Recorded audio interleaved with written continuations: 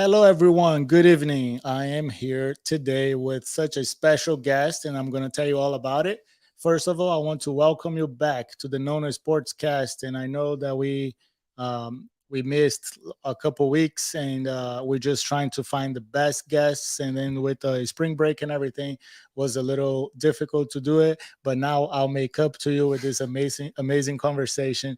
And I'm here with my friend Shamini from SAI Academy, and I'm not going to tell you anything about it until she explains, and then we're going to pick her brain a little bit. So, Shamini, welcome to the Nona Sportscast, episode 5.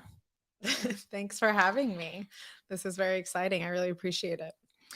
Thank you for coming, and I think the what everybody wants to hear, because we made a big deal about this whole elite athlete education and what you guys are doing with Orlando City, what you guys are doing with Inter Miami. What's the idea? But before we do anything, who is Shamini? How did you end up in this crazy soccer business? Yeah, I mean, I have a wild story. I'm actually a nurse practitioner. That was my old life. And then I did some work in this space and worked with Orlando City, and we had talked for a long time about what they need, and worked with the COO and my good friend Nick Santos on really what these athletes are looking for, the direction that the club wants to move in. And he was kind of talking to me about how they really want to train the athletes in the morning when the first team trains and OCB trains so that they can move those players around. Having them in the evenings was making that hard. And we kind of came up with, I had been in this space. I had known like what I needed to do in order to do that. And so I pitched it to him, and we were like, let's do it. And Orlando City's been an amazing partner. And it's evolved over time. And once we kind of perfected it, Inter Miami was on board. And now it's, we've talked to some others as well. And it's definitely something that's needed for soccer specifically, because high school doesn't really have a path. Once you are in the MLS Next, as you know, then you can't play for high school anymore. So it's actually, once you become an elite athlete, high school becomes a barrier.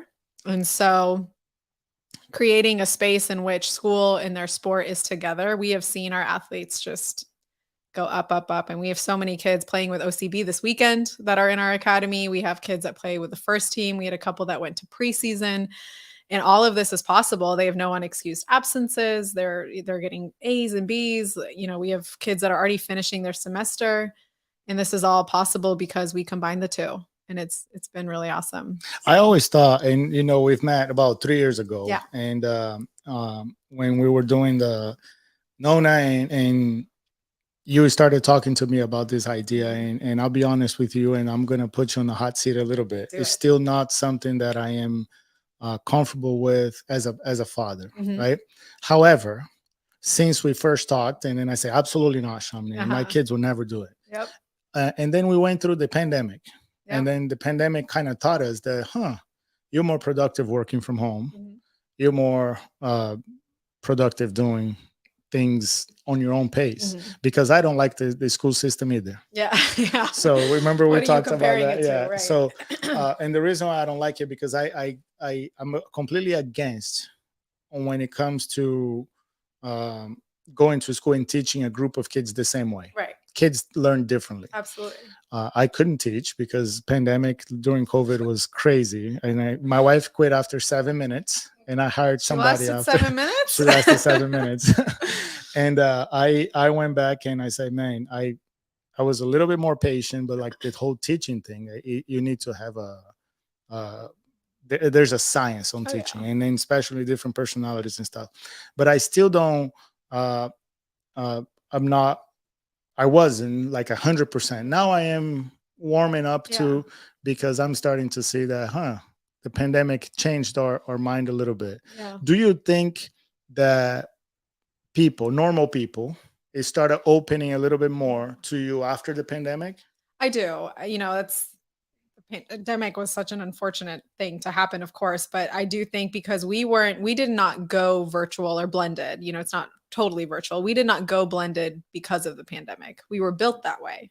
And so really during the pandemic, it was like business as usual. It was easy for us to switch to that space, or like if anything was to happen during this last year, anytime, one of our students had COVID, a coach had COVID, the student would be removed. They could continue their schooling, even though they're not able to come back for, at one point it was 2 weeks and then 10 days, whatever the CDC recommended. And so what was nice is that they're not coming back to missed exams and homework and this and that. It's do the work that you can when you can do it. And because we can adjust your curriculum, there's not that pressure and that stress. And, I always tell parents, like, the thing is, your kid the best. So I'm not going to tell you, like, this is the way your kid needs to learn, or this is what's best for your kid. Like, parents tell me, like, oh, I don't know if my son or my daughter would be best for this type of environment. And really, you don't know until they try. And we've had kids that go from C's to A's and B's. We've had kids that really what it is you're not missing any part of the curriculum. I mean, your son plays soccer. So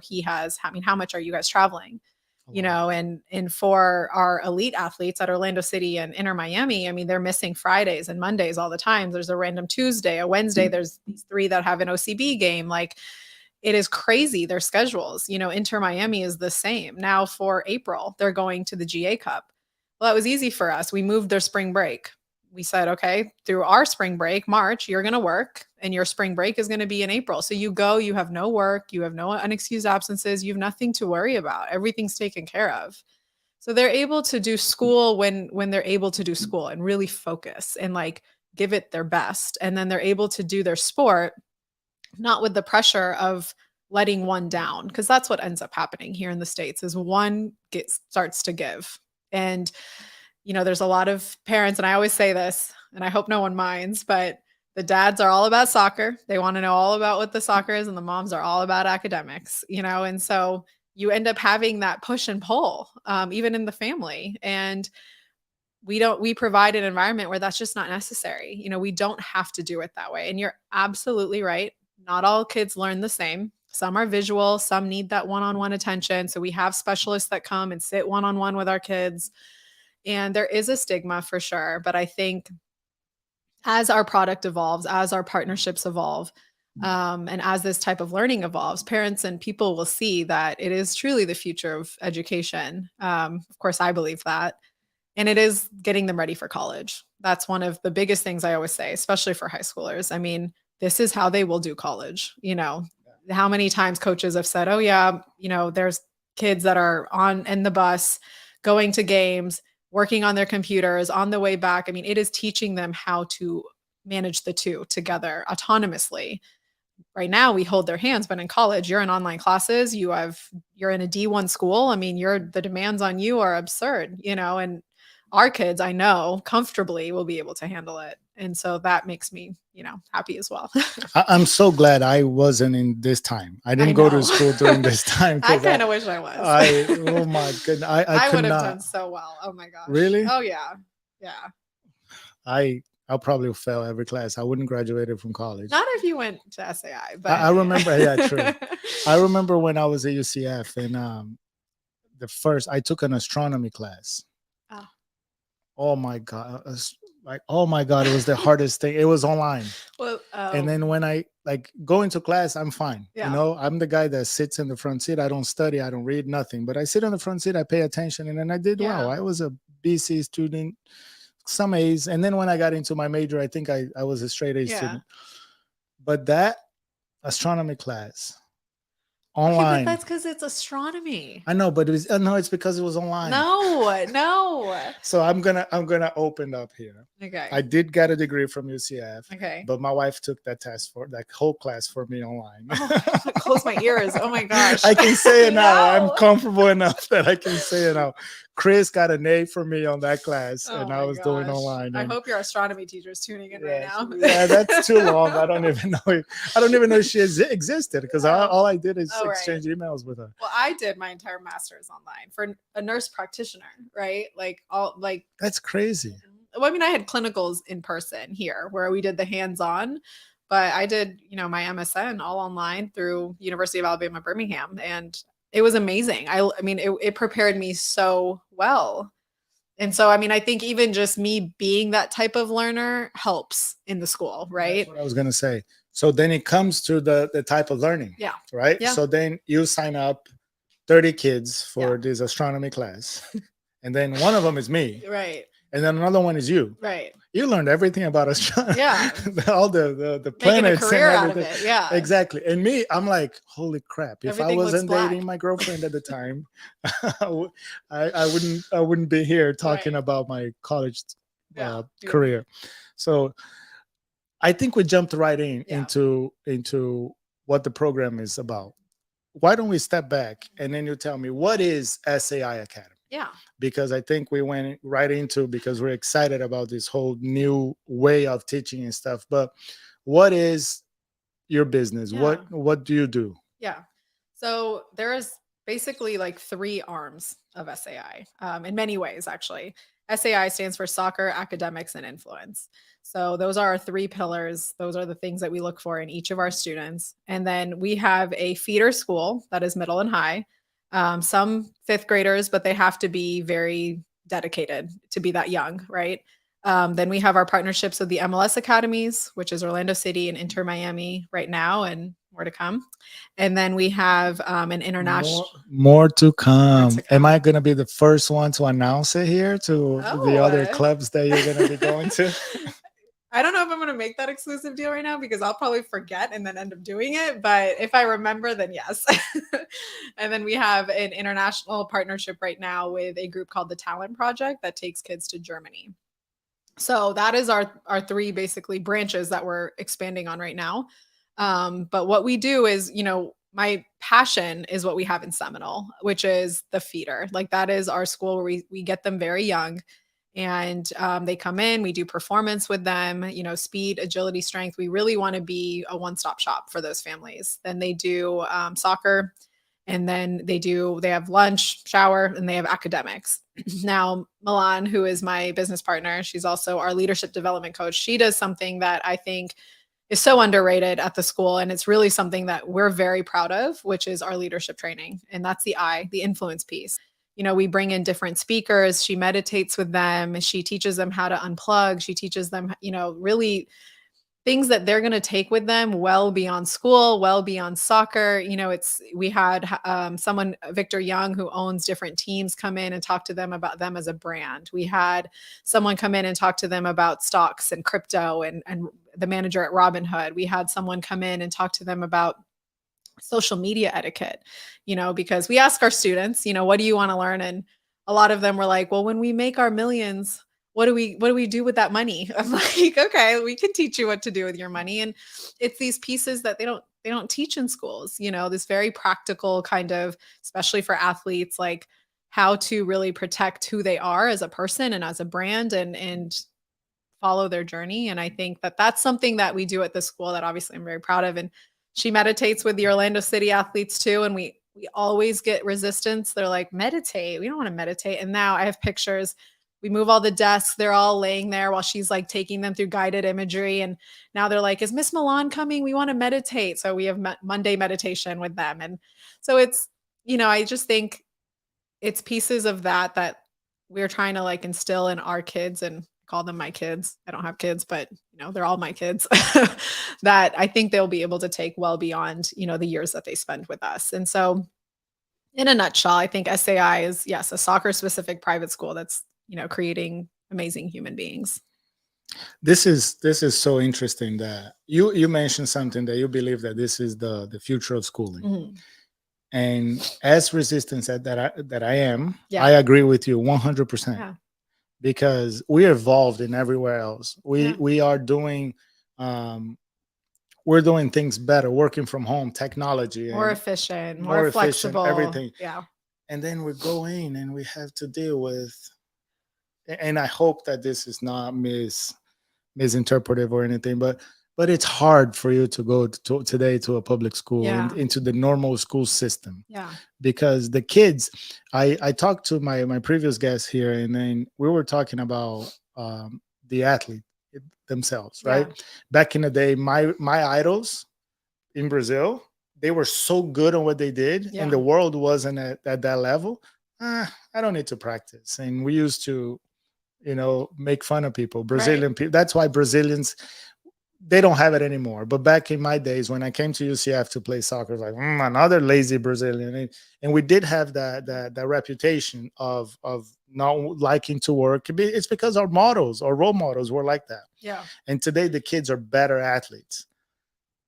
And when you tell me that the kids are asking, like when we're making our millions, what do we do with that money? It shows me that they're better people also. Yeah. Not talking about the millions, but Yeah. like Yeah. worried about Yeah. what they want to do, or because how many athletes go broke, I know. right? I see it And all the I think time. and I think the level of any sport, and of course we're going to talk about soccer, but the levels of any sport, it's going to start taking to a completely different level, Yeah. purely because the kids are more interested and there's more information in their hands and they are seeing what people can do with money. Yeah. And um, when you have a seventh grade asking about crypto, I'm like, what I know. I love it. holy crap. Yeah. Where do we go from here, right? So Yeah. I agree with you that this is the future of Yeah. education.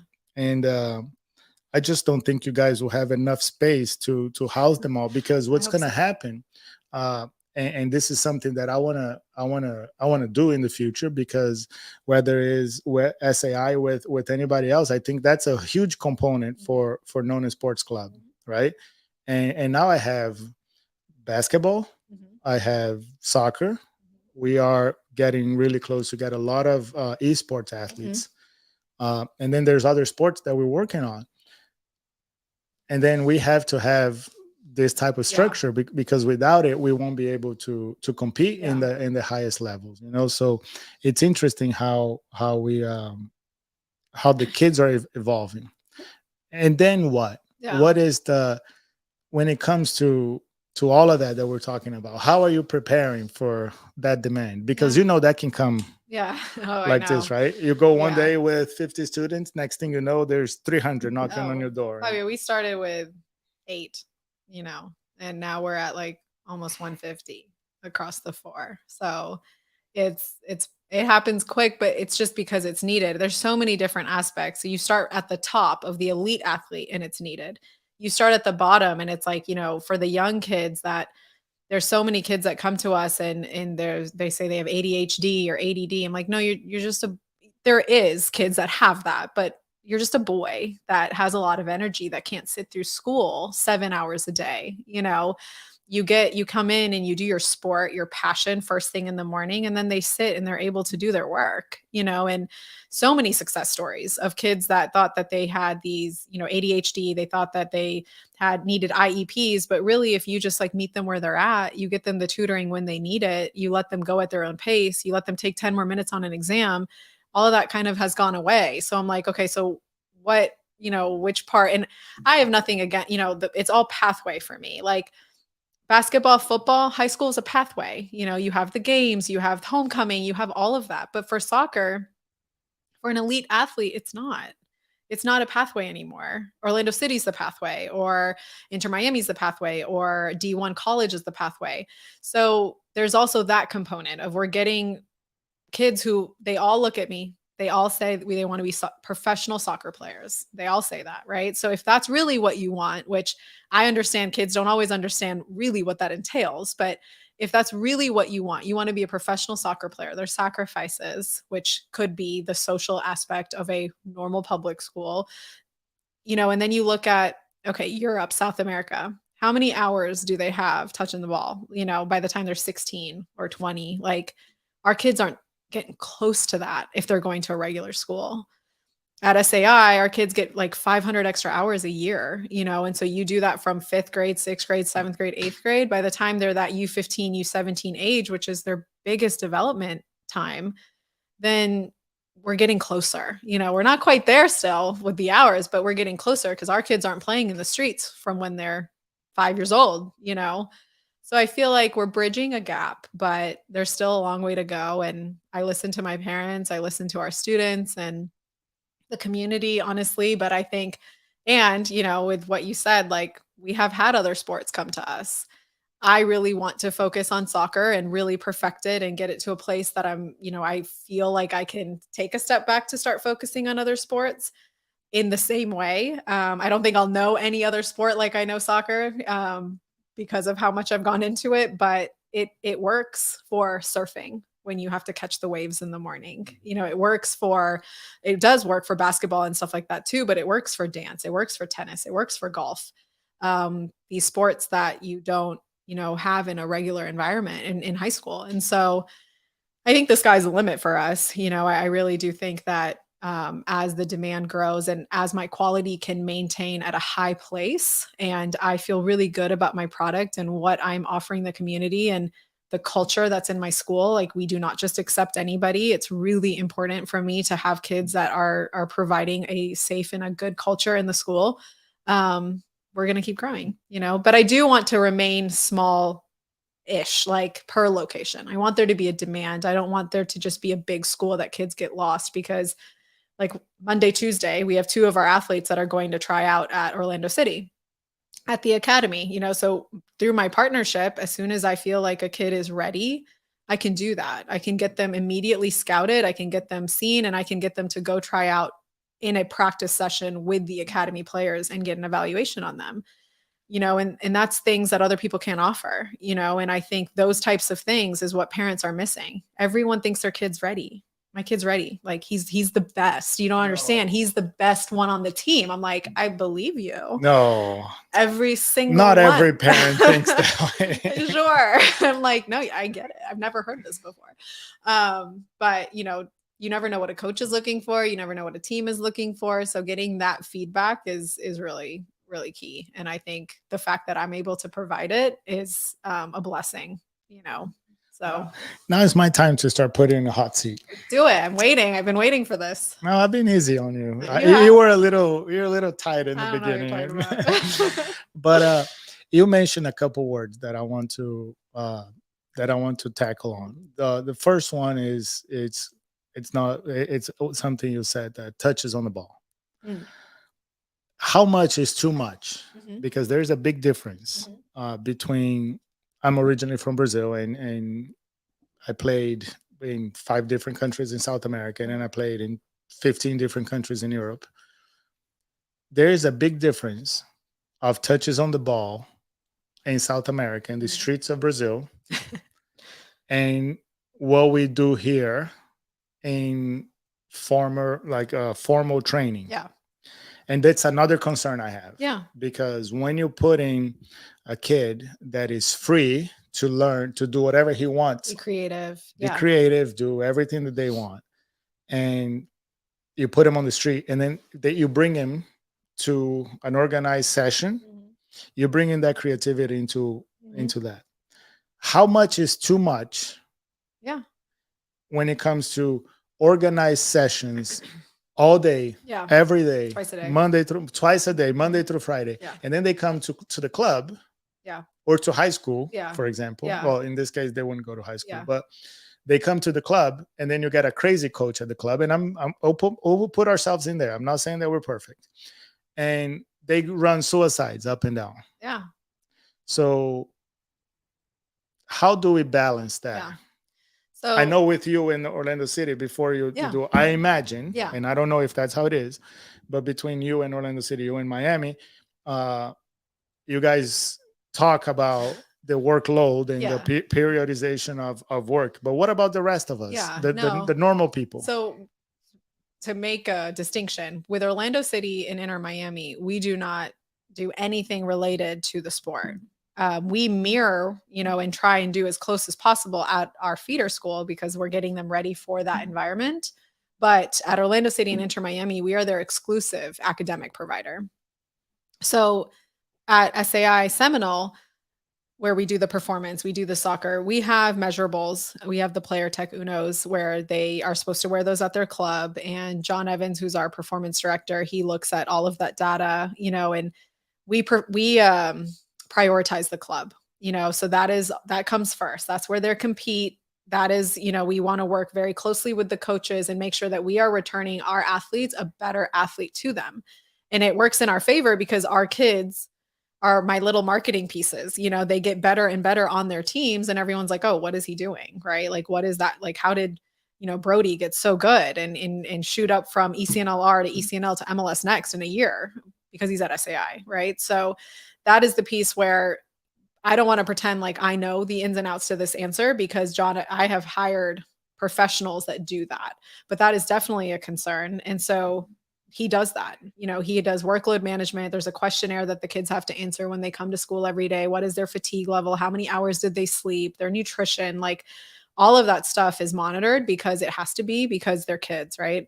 Even from weight training, he starts weight training them. It's all body weight first. That, he doesn't add any weights until they're a certain age and maturity level to where they can handle it. And, obviously he's gone to school for it and everything. And so he definitely monitors that aspect very closely. He talks to our coach every single day, and then we talk to the club coaches. And so it's not just come and you play, play, play. A kid can get shut down. We can make, recommendations to the family of like, Thursday, Friday here. There's other, we do game film analysis sessions where we record them and they have, so there's soccer, but it's soccer education in a different way. To kind of let the workload piece be managed. So if we ever need to do that, we do, especially if there's tournaments coming up or games coming up. And the way that we do our training is a bell curve. And so Mondays are rest, it's like light work.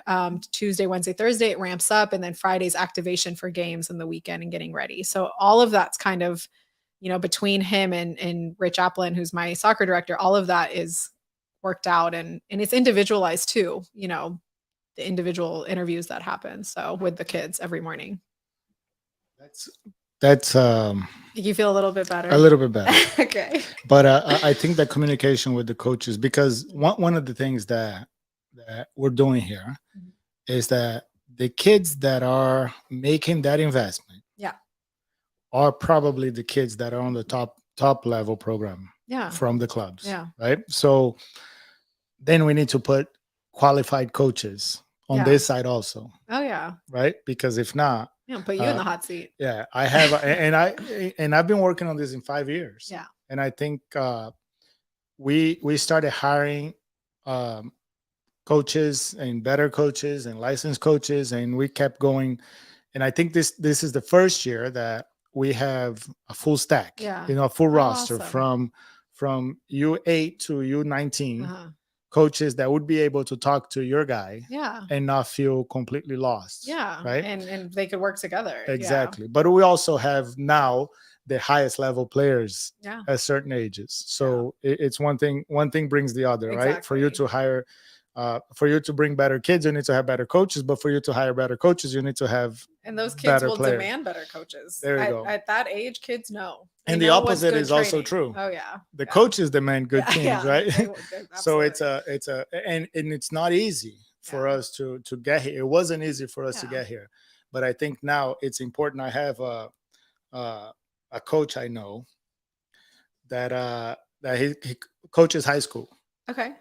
and we have, for example, coach high school here around the area here, and every kid on that team from high school plays club. Okay. And the club goes from August. Well, my son didn't stop. We played throughout the summer, right? Because we played nationals, regionals. So they didn't stop. They went all the way through. And then in November, when the high school season starts, the high school coach is doing preseason, going up and down the stairs Yeah. of, And I said, dude, what are you doing? Yeah. And see, that wouldn't happen obviously if the kid came to our school because we would have communication with your coach, what you want. And that's a concern for the club. And now I understand, because before I used to say, you know what? I can't take high school away from the kids like the top clubs do. Yeah. I can't take that. This is where I met my wife. You're like, now that's why. And now I'm like, huh. Yeah. And I had my knee fixed when I was in high school. I had my first knee surgery was in high school. So what's wrong with that picture? And then you have 4 months of a season, 8 months off. Yeah. That's just, So then you come in and you kill me in preseason after being 6 months off. Right. Back then, it wasn't a lot of club soccer, right? So, and I couldn't afford club soccer. So high school was my high school was my bread and butter. And I ran around the neighborhood to keep in shape for 8 months and play Sunday league, but it's a little bit overwhelming. So good. You passed the test on that hot seat that hot seat question. Okay. The other one, psychologically. Yeah. When of course, and you guys are young enough as a business, as a school. But when do the kids burn out Yeah. psychologically? Yeah. I like the yoga and the meditation Yeah. and all of that, and kind of talking to them and kind of mixing match. Right. But isn't too much serious training too much? Honestly, I mean, I would say the opposite is true. When they go to brick and mortar school, you see the burnout because one has to But give. they're not playing soccer. They're They're not, not well, I training. don't think so. The soccer piece, if it's their passion, they love it, right? Like, I mean, our kids love going to school. Like, I remember when I first heard that they couldn't wait to come back after winter break, I was like, we've created a product that make kids excited to come back, you know? So that is, of course, kid dependent, like what is too much for them, or, the family can decide that. But ultimately, for our kids now, if you think about what it means for a kid to tell you, I want to go pro, how many kids make it pro? How many athletes make it pro? That's a big statement to make. And I know all kids say it, so it's almost dilutes the heaviness of what that statement holds. But a kid tells you that his dream is to make it pro, we take it seriously. There is, I mean, just being in the Orlando City environment, the inner Miami environment, and you know this, it is such a big difference of what our kids and youth sports at the club level get versus what those kids get at Orlando City. I mean, there is athletic trainers, there's nutritionists, there's so many services. They do soccer twice a day at Orlando City. I mean, and what they're 14-year-olds, there's 15-year-olds that are getting groomed to be homegrown players. But then my Orlando City Seminole or my Lake Nona student that wants to go pro and is in that same age group is having practice 5 days a week for an hour and a half where there's 30 other kids or 20 other kids. Like, they want to go pro, but they're not in an environment that's the same as what the pro environment is. It's such a big difference. So, is there a burnout with soccer? I mean, I haven't seen that with my kids because they just love it so much, to be honest. Like, they love school. I'm sure there is. I'm sure we're going to see that. Even our kids overseas and with the talent project, they're training 2-a-days, in Germany. They're traveling all the time. They do friendlies against all the top teams there. They have school, they're doing school for a few hours in the afternoon and then in the evening, and we're remotely doing everything with them. The training over there is insane, and I've had now, I think, my 4th student that has left that program but wants to stay with the school. And now I have one that's in a different country doing something else, but he's like, can I stay with you? I love how you guys are doing this. I love how you support my son. Like, and can I put his son on it? I'm like, does he play sports? Does he just want to do the school? So it's growing in the sense that people are like, the stigma is coming off and people are understanding like the balance that kids need in order not to get burned out is actually this more than the opposite. It makes sense.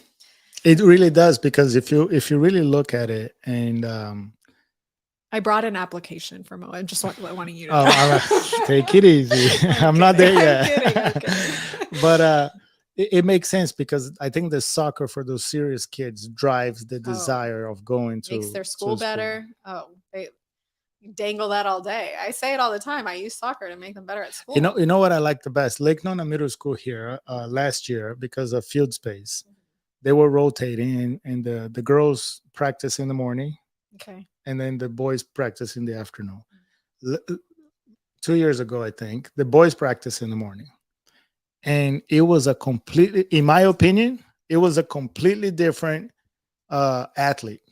Yeah.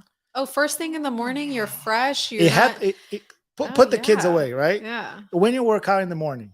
Oh, that's the only time I work out. You go to the gym in the morning and you feel great. Yeah. And then you start your day and you go. And otherwise I won't go. By the time 5 o'clock comes, you're done. You're done. You're ready for a water, a cocktail.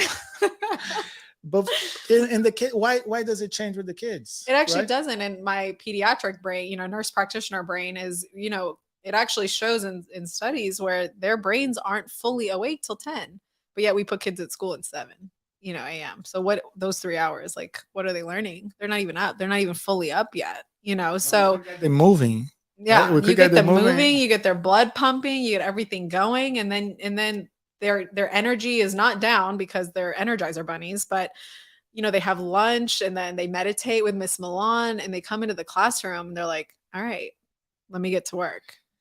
There's another secret in Brazil, and I don't know how it is in the other countries in South America, but in Brazil they have all the schools.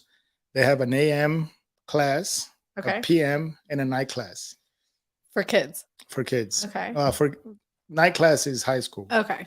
So, but AM and PM. So I used to play at Corinthians, for example, and I went to the same school as Kaká, and oh, Kaká played for São Paulo. okay. I studied in the morning from 7 in the morning to noon, Mhm. and then I went to practice at 2 in the Yeah. afternoon.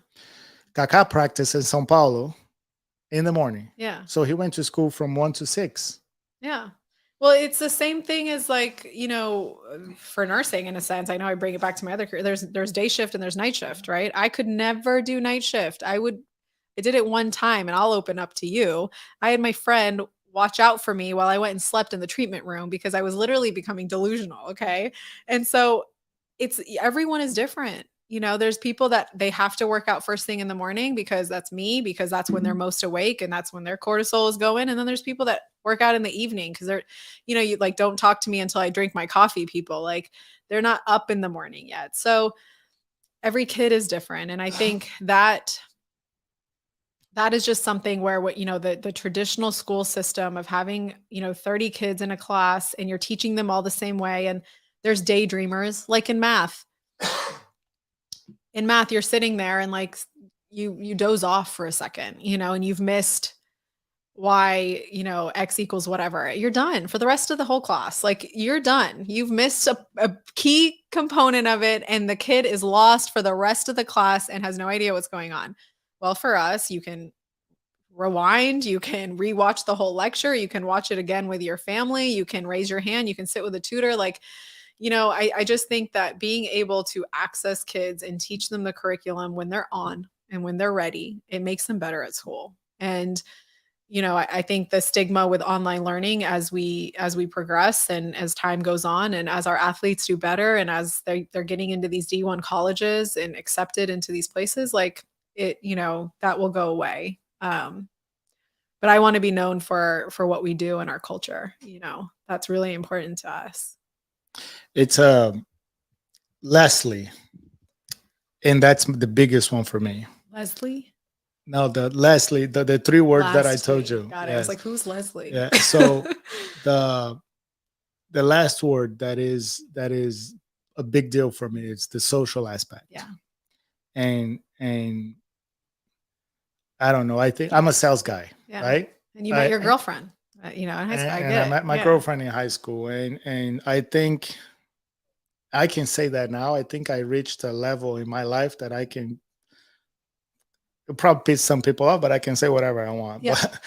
But I believe that it's more important for you to learn how to talk to people and have a conversation with different types of people than to learn the hypotenuse, like the math and all of that crap that we never used.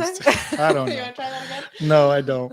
But you go into geometry, for example, and I think it's more important for you to learn how to balance your checkbook, right? And on how to talk to people, on how to make a presentation, or. But Fabio, what are you trying to be, right? Yes, and So I think ultimately, we're not saying go homeschool, be in your house by yourself, right? Because that's the stigma with, these kids are homeschooled. They're not homeschooled. They're in a school. They're around like-minded kids because they all want to be professional soccer players. They're all competitive. They do get the social aspect at their club. They're around a lot of kids at their club. We teach them how to do public speaking. We try and bring all of those things in, but ultimately, does it replace the social aspect of, 500 kids in a school? No. But are you willing to give that up, for your passion, for your dream of becoming a professional soccer player? Because, okay, I'm willing to give that up, but if I make it to Orlando City Academy, then I'll sacrifice it. Okay, but what makes you get there, right? So at SAI and Seminole, we're teaching you exactly how the schooling system works, how the training goes, the morning like we're getting you truly prepared for that space. And so it is a sacrifice, but what do you want to be? Oh, you're not telling me that you want to be, you want to go to college where this is not a knock on what I'm about to say. You want to go to college to be a nurse. You're not telling me that. Okay, go to high school, go get the regular experience, take a nap after school like I did every day. You're telling me you want to be a professional soccer player. So if I'm telling you that you might have to sacrifice this traditional brick and mortar experience to have a real shot at that dream, are you willing to do that? And that is not, I would never answer that for a family. That is for a family and a student to answer, and tell the boys, no problem. They're like, I don't like school anyway. The girls are a little bit more of, they're cliquey, they want the friends. And so I understand the social aspect for girls is a little bit harder, but I think that will come too as the women's game evolves. I still don't. And that's okay. I'm not trying to. I just told you this is something that a year ago was Yeah. 100% no. Today I'm at So your 60, son makes 40. it to Orlando City, But the academy team. What would you do? The problem is I wouldn't send him. Oh, Not yet. okay. Too young. This is me. Then you stand by that, right? So this is me. Right. Me, Fabio. Yeah. But me married, Yeah. may be different. Yeah. And the three of us together Yeah. will make that decision Right. as a family. So Right. I'm But not. that would be your vote. 2 years ago when we met, no, Yeah. absolutely not. Today, I'm turning you. yeah, Yeah. and it's okay. Yeah. But there's only one thing that I don't agree Mhm. with all of you guys that says the kid has a dream to be a professional soccer player, because I've been around them, Yeah. and there were players that gave up everything, Yeah. and today they're nothing. Yeah. And there were players that didn't give up anything, and they played in Real Madrid. Friends of mine. Oh yeah. So how do we let a 13, 14, 15-year-old make a decision because they said that I want to be a professional soccer player? Cool. The chances of you be a professional soccer player under your control is zero. Mhm. Zero. Yesterday I was listening, and I wish we spoke Portuguese, because it was probably the best interview that I have ever heard from a coach. There's a guy from Portugal, and he's coaching in Brazil. Mhm. He's coaching Palmeiras, and the guy's he was in a panel interview, and he just won two Copa Libertadores back to back in the Okay. same year. It was unbelievable, Yeah. and he's 38 years old on the pro level.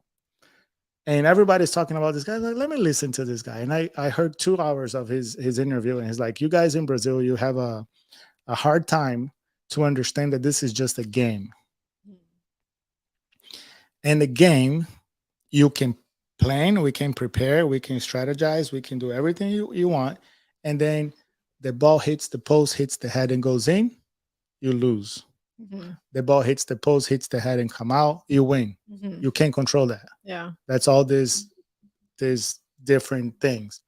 And in that, what I'm afraid of, and now it's me personal, and I'm opening my heart to you, Shamini, because what I'm afraid of is, like, we give up on all of the social, all of the homecomings, all of the conversations with the girls or the boys, all of that, the dances, all of the movie nights, all of that, everything that the normal school system, which I am completely against. You see, we give all that up, and then when it comes to the first team, like Mr. Pareja, he comes in and is like, I have 4 strikers, I don't need you. Mhm. Or I have 4 left backs, or Mhm. whatever. And then your timing goes back, and then you're gonna go play in a lower division, and then you become, and then that dream that us adults supported with the kids. Mhm. I'm all about supporting the dream. Mhm. Please don't get me wrong. But it's a dream that you have no control, zero control. Mhm. So maybe you and I will develop a system Mhm. where we have Both. both, Well, I or try think to maximize both, because you're not going to have both. You right. try to maximize the ability of becoming a professional soccer player and not give everything up on that Yeah, and I on think your that's the process. piece of, right now, do we have we maximized the school in which you're not giving up everything that you would give up in a brick and mortar? No. And do I think we're ever going to be able to fully do that? No. And I don't think I want to either, because it is different, right?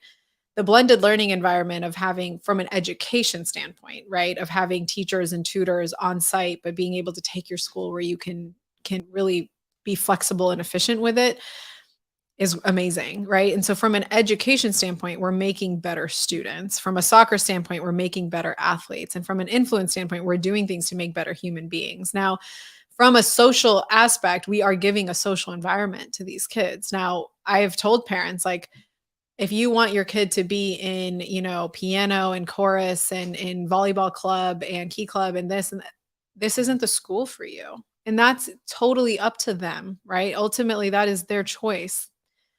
This is what it's not, I never want it to come off as a sales pitch, because ultimately it's, this is what I have. This is what I've created. This is what I've provide. This is where I'm at in my journey with SAI. And so please, bring your son and let them be a part of it.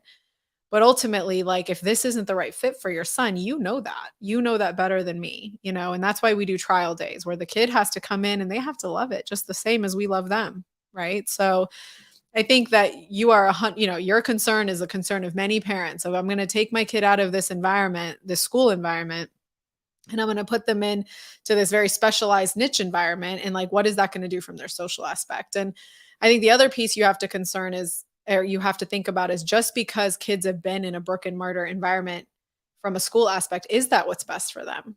There's also the many down aspects of a school environment. I'm not going to talk about it on this podcast, but there are many things that happen in my school that, I, as a 13, 14-year-old, should have never seen or learned about, and those types of things of drugs and, certain aspects that, I don't know if I can talk about here, but they're not a, they're You not can't a, you can't talk about it, but then okay, I'll they're not challenge a you. part of it, is, I know, but why not?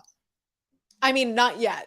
I'm not saying they never will be, but I mean, I'll tell you, at Orlando City, and this is another aspect of that I definitely want to tell you, is at Orlando City and Inter Miami. I mean, those coaches they scare me. I mean, Marcelo, Javier, Phil, they are incredible, and Craig and Victor at Inter Miami. I mean, I'm afraid of Marcelo today. If I have a meeting I with him, actually think that me and Marcelo, like, I have so much I'm gonna respect for clip this and him. I'm gonna send it to him. Listen, I have so much respect for him. He's such a good person, and our relationship has just grown over the years, because I will tell you, and I really actually hope he doesn't watch this, but he is the one person in the industry, I'm talking about since I have joined the soccer industry, that has intimidated me. I do not get intimidated, Fabio. I mean, I have met people that, at the top.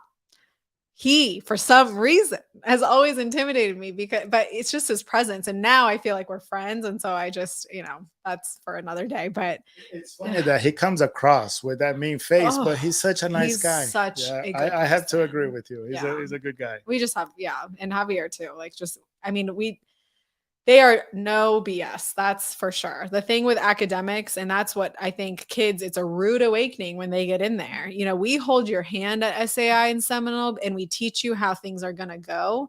But at Osceola, I mean, and at Inter Miami was even more strict right off the bat. If you are not on pace and your grades are not at the place they need to be, they will bench you. It doesn't matter if you're their starter.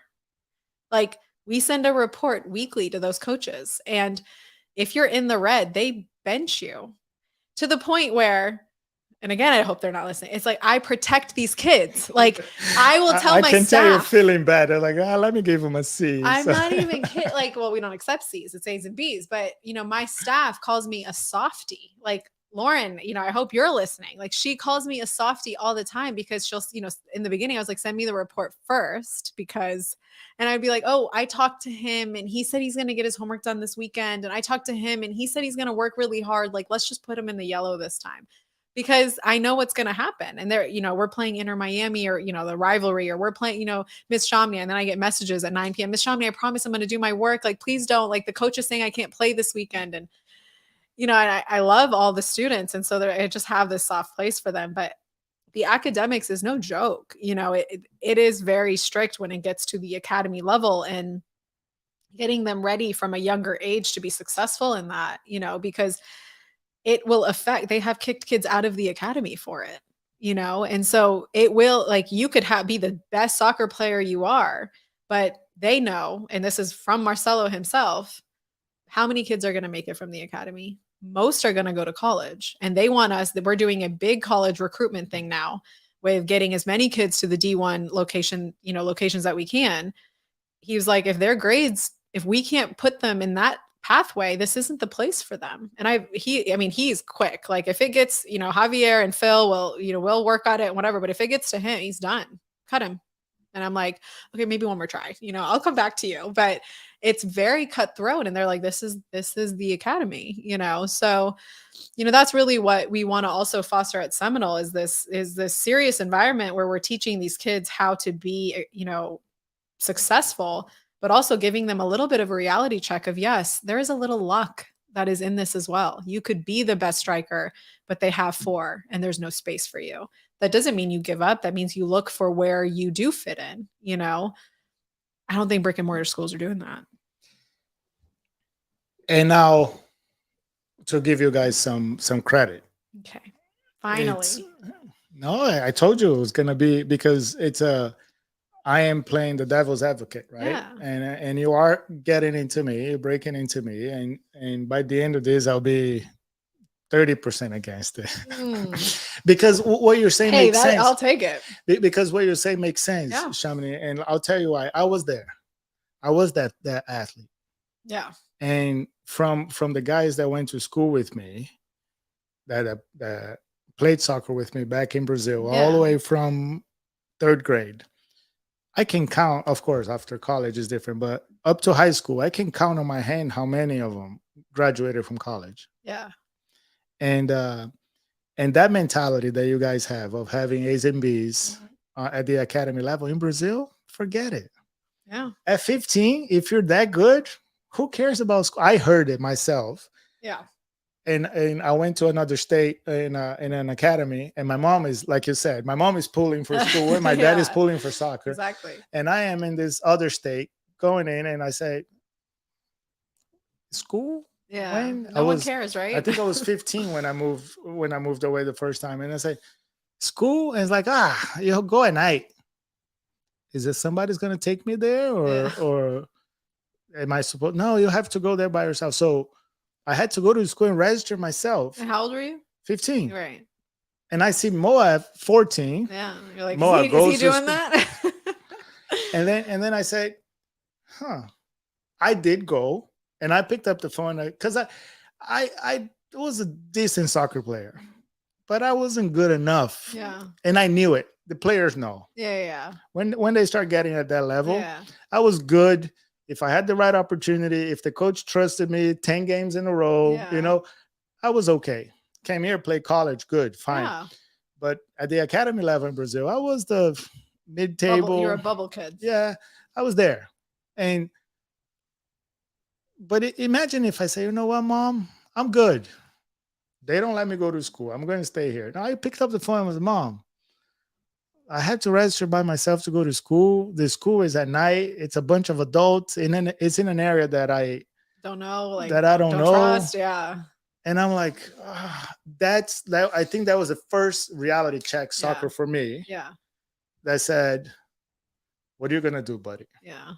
Because if you make it pro, you're gonna be a mid-table. They probably play. Seeing who's playing now, I would have played. I would still be playing. There's some bad ones out there, but that's a whole nother podcast. Right. Maybe with Marcelo. Yeah. But I didn't know. So I wasn't comfortable with that. And now having somebody like you and then these clubs, these MLS clubs, investing in somebody like you. It's unbelievable. So yeah, I never thought that they would care. Like the fact that they love the reports, they read the reports, they ask questions about them, and they bench kids. When they first started doing that, where we sent them a report and they sent an email immediately to the parents, was like, your kids will not be traveling this weekend. Sorry. I mean, the parents are in uproar, but I'm like, I mean, the clubs are investing in these kids. We are just, and I'm like, I am just giving out information. Your kids are doing it. And then we get their kids to now they have A's and B's. They take school seriously. They take their sport seriously. There's no issues. That's what you want. What would have happened if the coach, there's no consequences to anything? Then the kids they're going to continue having C's. They're going to continue not caring. But even these kids and these families that the family does not put importance on academics, because there's many families that jointly the family doesn't care. They want their kid to be moved up, right? In soccer's everything. Now they have to care about their kids' academics. I sleep better at night knowing this kid's going to go to college. Like this kid's going to have a career. Well, he gets hurt. There's something else there for him, and the clubs back that up 100 more than I do. So I coach high school here for 3 years here in Central Florida. And when I came in, the guys was like, "Oh, there's this kid. He's amazing. He's fantastic." I say, "Okay, let me see him play." Shamini, the kid was amazing. He was fantastic. He was fantastic. And then tryouts come from high school, and he couldn't try out. He didn't get clearance. Yeah. So I went to him and I said, "Are you hurt?" "Nah, coach." I have a 1.5. 0.9. Oh no. Oh gosh. And I was aiming low. Not 1.5. He had a 0.9 Oh. GPA. And then I went to talk to him. He's like, "Nah, coach, I'm going to be a pro." Yeah. Oh, that's painful. I was like, "Bro, you're not going to be a pro. You're playing high school in Orange County. You're good. You got to wake up. Yeah. But you're not going to be a pro." Yeah. But you can with this. You can play D1. Yeah. And he couldn't because he was already a junior with a 0.9 GPA. Yeah. You're not going to do it now. Fabio, that's. I mean, when we first started with Orlando City, we had kids that were seniors, never took their SATs. They just don't know that. We have now this year, we've had kids that have been homeschooled because they did it on their own because one had to give. They're academy level players, not taking the right classes. They're not NCAA certified. I mean, they may have to take summer class. I mean, we're doing as much as we can for the junior seniors that came to us in that way, but it's heartbreaking because they had no idea. They have no clue that they're not doing the right thing. Sometimes the families are, they don't speak English or whatever, and they don't know. And we're like this beacon of hope for them. And that's, obviously at the academy now at SAI at Seminole, I mean, they're all NCAA, like we do everything for them. Like they will be set up for college, and now for our kids, now our 9th and 10th graders at the academies moving into 11th and 12th grade. I mean, everything's kind of set, and we have a good system going. And so, but first year coming in, I mean, it's not like they know that they're doing anything wrong, but they just don't know what they're doing. I'm glad I invited you here, Shamini, because thanks. Because I think people like us together, we can use platforms like this to inform parents. Yeah. And this is why this podcast was created. Yeah. Was something that, regardless if we're a competition on the field, I think somebody like you is making a difference for us in this game. And then your legacy, it's not how many kids you graduate or how many kids go to college. Your legacy, it's what you're doing for the game. So as a passionate person for the game, we thank you as much as we can. And talking about this and going back when I was coaching high school, that kid had a 0.9. And I say, let me see who else. Oh. I had 18 seniors. 2 had a 2.4. Everybody else was between 1.9 and 2.3. So I sat down with the parents.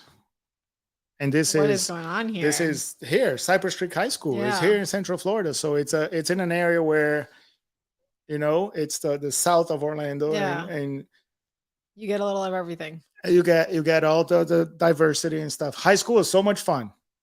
Like the party and the social aspect. So 1-0 Shamini. Yeah. I got you. Okay. the drugs and stuff, all of that happened. Yeah. And then I sat down with the parents, 4 parents, like, you go pro. No, they said, "You're a soccer coach. Why do you care? Why do you care about? And I'm like, man, I there's do. so much to do Yeah. because this is only what 6, 7 years ago. Yeah. There's so much that we have to do off the fields, Yeah. and now, and that's what I said. Now the kids are better students. They are better athletes. They are better Oh, everything. So their confidence. they're I mean, their confident. leadership. Like we have kids that they think they're stupid. We've had kids come to the school and I'm not good at that. I don't know how to do that. I their confidence in test taking, their confidence in their math skills is terrible. And I'm like, no, you just haven't been taught the way you learn. It's not that you're not good at it. Can I register for your school? Yeah.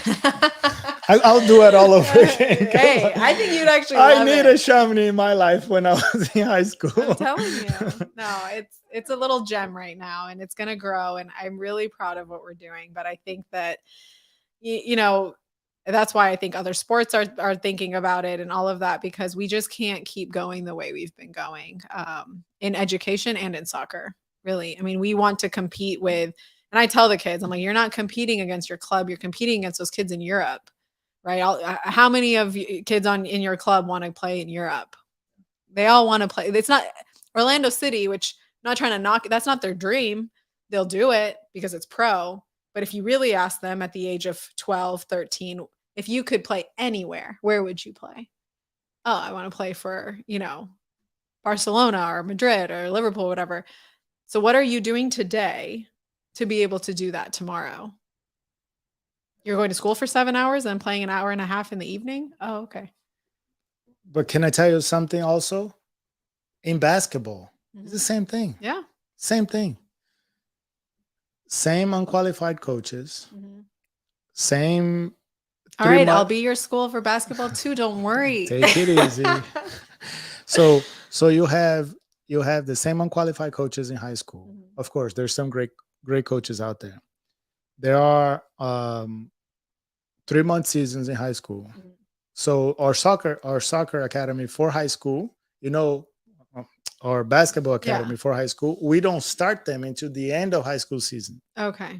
So they have 3-4 months in high school and then 6 months of Nona basketball. Okay. Right. So that is so high school, it's like once you make it to high school, there is a pathway. Yeah. But it's still not enough. Yeah, it's not enough. If you don't have the club right. What's your dream? to it. Yeah. And it works. How does it work? Because you were mentioning something and I said the reason why we are talking about this, it's because we live in the best country in the world. You are providing this education for the students to give them everything they can to become a professional athlete. If they're not, there's 5 divisions of college that we can place them in. 100%. And they can still get and they could that could be their pathway to pro, right? Can That doesn't imagine, knock them out. Can you imagine if Brazil did 10% of that? Yeah. Yeah. Brazil sells 20,000 athletes every year to Europe, to all over the world. And they don't have a college system. They don't have. Yeah. Imagine if they did. It's, so it works. We're global. We can go anywhere. What I say is, I told Oscar Pareja when he came in here, and I say, Oscar, we develop the best athletes in every single sport. What is missing for us to develop in soccer? Me.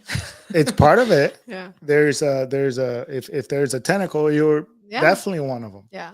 Because I was in that locker room at UCF, and oh my God, soccer players I can't say, but yeah. Oh yeah. You can't have a 10-minute conversation it's about so anything else if it's not video game. Then they have, then they in soccer, your career is over young.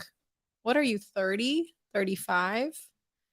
So you have gotten no education because you put everything into soccer. You get your GED, whatever, or you just get a 1.8 GPA.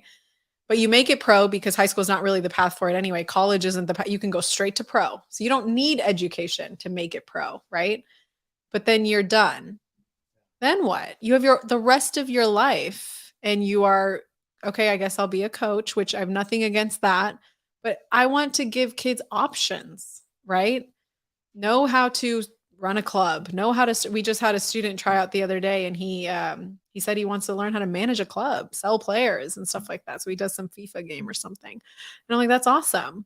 Learn how to talk to people, learn how to have these business tactics, learn how to balance your checkbook in high school, like learn how to do finance. We have the kids do chores, learn how to just be good people that you can take well beyond soccer, and I think that's the piece of it too, is just it doesn't just it soccer's, they always tell me like, what's your favorite part of the school? Soccer. Okay, it's number one. I get it. But there's other aspects, and I think the fact that our kids not only are learning that, but appreciating that, they're understanding it. They want the meditation. We make vision boards with them where they have to lay out their dreams, and they've had to present them to us about what their aspirations are. And it's not just to do with soccer, it's to do with everything.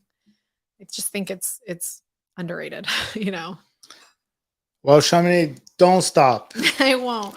because it is a long road, Yeah. and it's a continue uh, selling, Yeah. It's fun though. and it's a continuous um, explaining Yeah. education. So you in your job now, it's educating the Everyone. parent, the Right. families, Right. me, Yeah. and also holding the education Yeah. for the athletes. So I am a little bit more sold on this situation. I think it's inevitable. Right. If my kids continue to do what they're doing, Yeah. it's going to I'll be a have no them one brainer. day, whether And it's here yeah, or at Orlando City. we'll see. But we, I think this is something that's going to happen, but I'm very proud of you from what Thank we've you. met I know.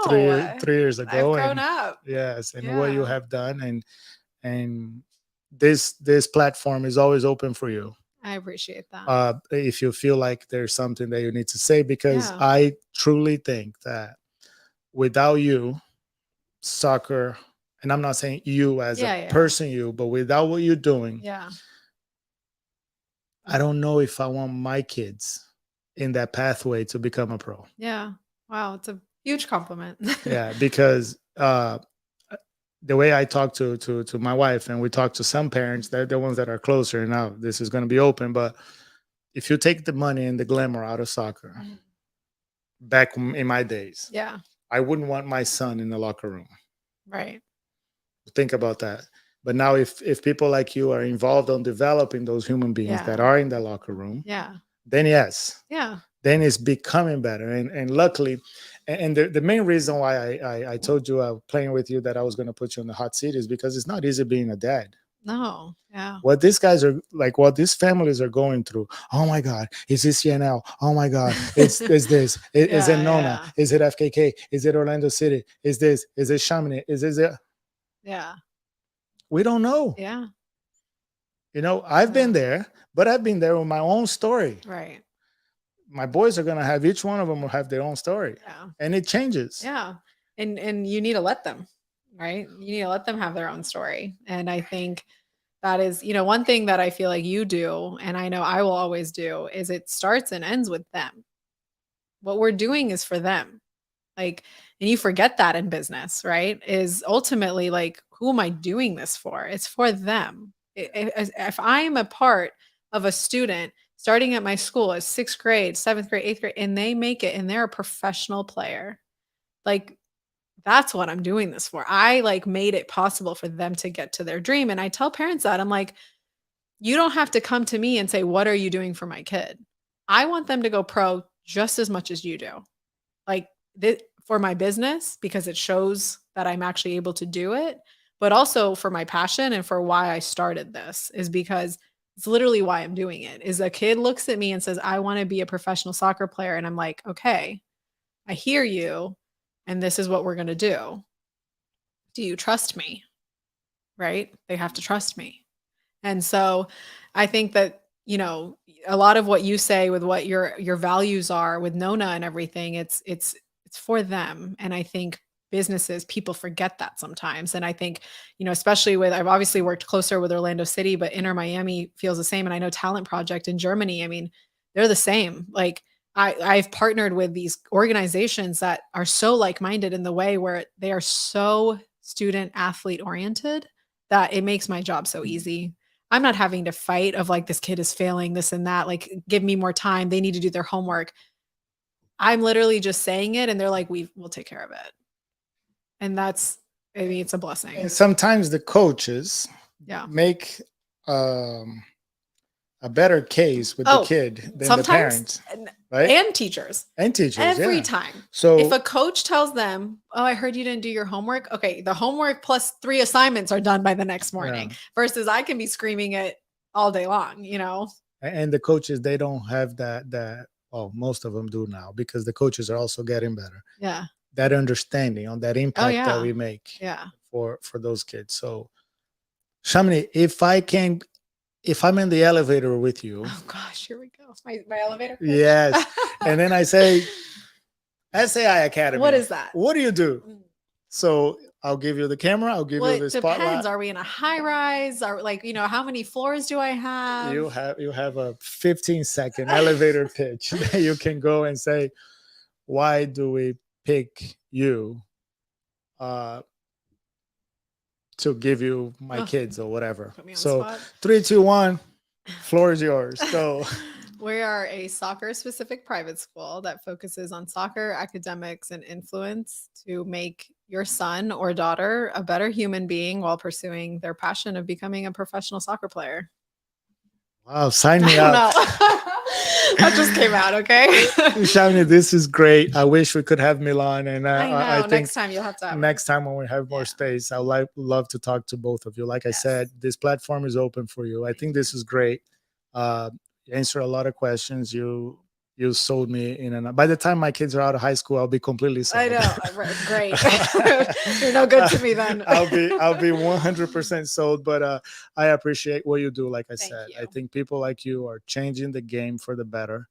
And even though the U.S. national team is not looking very good, like yesterday, I think the future of the all-around soccer athlete in the U.S. is looking bright, and that's mainly because of people like you. So thank you so much for coming. You're welcome. And I hope you guys enjoyed the conversation here with Shamini from SAI Academy. Look him up on Instagram. So tell him, how do I find Academy Official or www.saiacademyusa.com. Perfect. And you guys check them out. And then if you have any questions, you can reach out directly on their Instagram page. And thank you 407 Printing for making this happen for us. Thank you, Leo, once again. Love you. You're the best in the business. And this was another episode of Nona Sportscast with Shamini at SAI Academy. Thank you, everybody. Thank you.